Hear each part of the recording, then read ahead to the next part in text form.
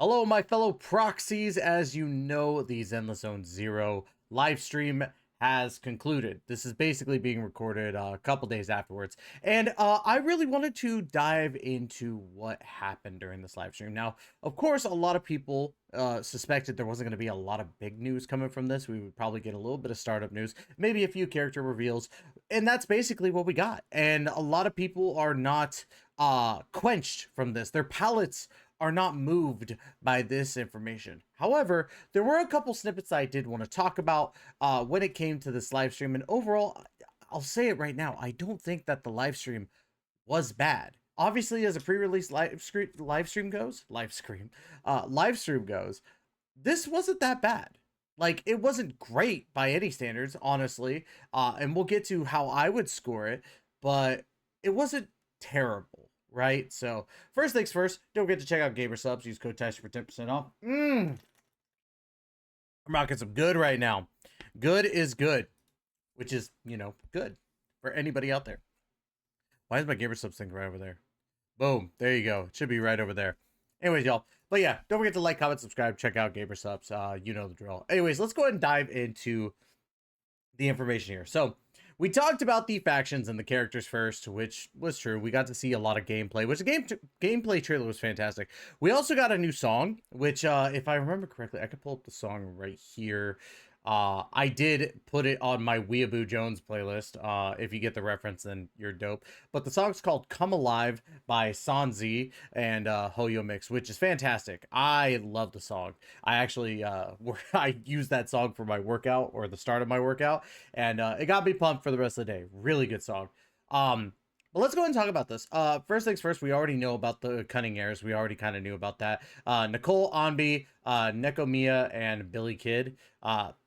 They're the main faction at this point, which they're pretty good. I actually did get to play as all four of these characters when I did close beta test 2. And honestly, Anby was the one I was kind of most surprised about. I thought that she would be kind of like meh bland, but she was a lot of fun. Nicole's really good. Nekomiya was probably the best out of the four because she's the 5-star of the group. And yeah, she kicks a lot of butt, that's for sure. Billy the Kid was fun too, but he was probably the most unnoteworthy, in my opinion. We got the second faction, which is the Victoria Housekeeping Company, which honestly got a lot of praise, all because of this shark chick right here, right? Ellen.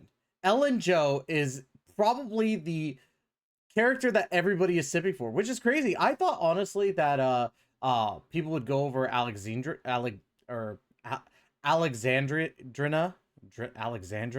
Dria. It's Drina. It's weird. But I thought they would go after her, but everybody's been going after Ellen Joe, including myself. I thought that I'd be the weird one out going for Ellen Joe because of the shark tail. She got that jiggly shark tail, boys and girls. But yeah, so you got Alexandrina. You got Von Lycaon, which is Bao's favorite, of course. Bao going after all the wolf guys. Ellen Joe and Corin Wickes. I played as Corin a little bit. She's different. She's different. We got the third faction, was the Belobog Heavy Industries, which we got Koleda, which has a striking resemblance to Hako's Bells of Hololive. Ben Bigger, which is just a giant bear, and also very, very close to a very naughty word. Anton, which Anton's pretty fun too. And then Grace Hauer, which a lot of people were shrimping over Grace, right? We got the fourth faction, which is the Criminal Investigation Special Response Team, which actually kind of surprised me because this wasn't really a thing outside of me kind of knowing this girl right here, but I did know that these were going to be playable. Agent Zuyan is the one that we're talking about here with the red and black, but of course a lot of the proxies that like the dudes were very, very happy with this boy right here, the Foxian boy, which, can't really blame him. Hot dude as a fox, understandable. I don't know what I'm trying to go with on this one. We got the Hollow Special Operations Section 6, which we got to see Soukaku, which is my favorite of the team. She actually is a lot of fun to play as. She is going to be a 4-star character in the game, so she's a lot of fun. Miyabi, which is a lot of people's favorite character in general. And then we got 2 new introduced characters from that faction. We got this faction, which I didn't even know about when I played, which is the Sons of Kaliden. And that's Lucy and Piper. And then finally, a new faction was revealed named Virtual Idols. And I didn't know any of these characters, but I do like the fact that there's a little robot one. I think that's going to be fun. But yeah, we kind of know about that. We did get some brand new features and game mode changes. One of the things that I noticed was that there was a lot more separation between the hollow stuff where you go into the TVs and the combat, which I'm very, very fond of because when I played closed beta 2, they talked about doing this change a little bit, but I hated the fact that it was mainly the hollow area, which some people disagreed with me, and that's perfectly fine. For me, though, if I'm playing a combat-oriented game, the combat should take the front seat or the front row. In all honesty, it should be the front runner of the game, right? Not the puzzle. And it felt like at that time, 70 to 80% of the time, I was doing those stupid hollow puzzles, which they can be fun, but when you have to do them over and over and over and over and over again to get the perfect stuff, it sucks. And then it used stamina too, so was kind of like meh. But the game modes seem all right. Wasn't really too crazy. Like, oh no, we shouldn't be doing that. But yeah, they had a whole bunch of other stuff alongside that. One of the things that I noticed that you could actually call your homies while you're in bed and be like, hey, yo, what you doing? You want to hang out tomorrow? And then it's like, boom, you get to hang out, right? Now, there was a Bang Boo update, which I'm going to read through because I think that the Bang Boo update is actually kind of cool. In addition to our brand new features and game modes added to the official launch of the game, several changes have been made regarding the system and quality of life when playing this game. The first very important change coming to Zenless Zone Zero is the changes of how Bang Boo banners work in game. Unlike in the closed beta test, where players have a 50-50 chance of obtaining the rate up Bang Boo when rolling an S rank Bang Boo, players can now choose which Bang Boo they can obtain from the banner when rolling for a S rank Bang Boo. This completely eliminates the RNG aspect of the Bang Boo banner and allows players to be able to obtain their favorite Bang Boos without fail when rolling. Now, what does this mean? Well, there has been a lot of issues with weapon banners with Hoyoverse games.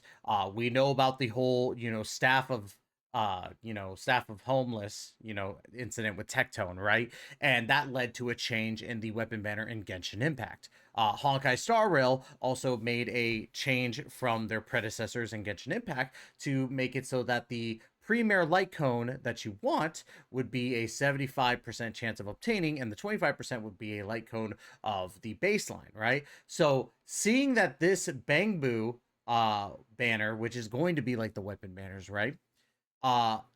Is going to be able to be chosen, I feel is kind of like a direct thing, and bear in mind, this might be a little bit of a stretch. I know that people would probably be like, you're wrong, because, they've been working on Zenless Zone Zero longer than they've been working on Wuthering Waves, which, whatever.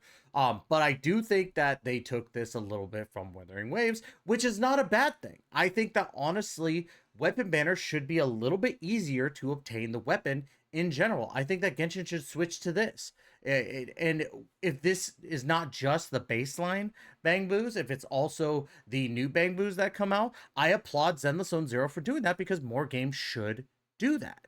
I don't think that we should be spending all of our, premium currency on a weapon that we might not have a chance to get, which is why Genshin is so behind on the times. So big shout out to Zenless Zone Zero for making that change. I think it's a very, very good change to have. We also did get the stuff about like rewards that are coming out. And we're gonna talk about that basically near we're almost at the end anyway. So but the biggest thing overall was the rewards, I think. And the reason why I say that is because we are getting 100 free polls from the first launch, right? And this is 1.0. And I think that's actually really good because if Ellen Joe is going to be the one that everybody's going after, and Ellen Joe might just be a 5-star. I don't know. Ellen Joe wasn't in closed beta test 2, if I remember correctly.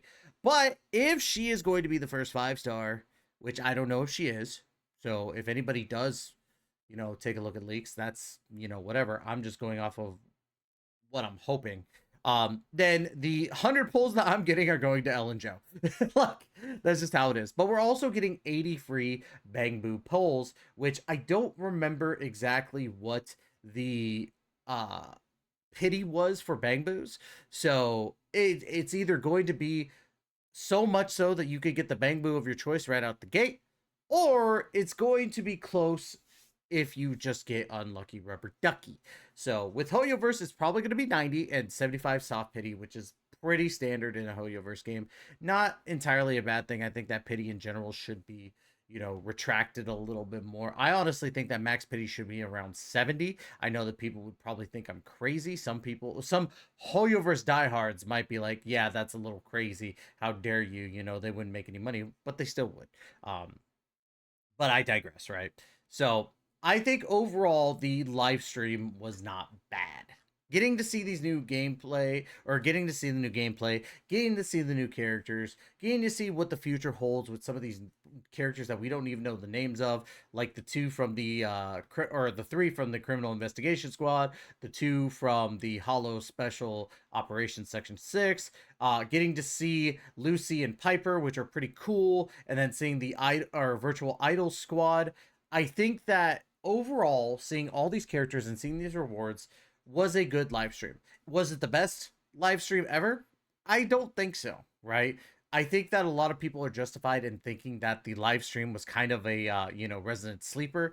I get it. I totally understand that. However, I think overall this was a good live stream to start out with, just because it has that same kind of pacing as a Hoyoverse live stream, and it got us ready for the game, which I'm excited for. I really am excited to try out the new Zenless Zone Zero, only because the fact that, like I said, my closed beta test 2 was not a lot of fun.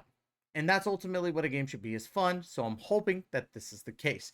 Now, just a couple of announcements to go with this, because I'll get to my ranking here in a bit. Because of Zenless Zone Zero releasing the day before the Genshin Impact live stream, which I'm pretty sure is going to happen. It's not a leak. It's really just me, looking at stuff and being like, okay, the live stream should be around this time, because I am that confident that the live stream is going to happen the Friday just after Zenless Zone Zero releases. So what does that mean? I'm going to be a very, very tired boy, because I'm going to be playing Zenless Zone Zero on this channel and really just kind of diving into it and seeing how it goes, right?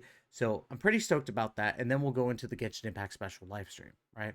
So we'll be doing that on Thursday going into Friday. And then we have a special live stream on Twitch that Friday. So there's going to be a lot of streaming. I'm not going to get a lot of sleep, right?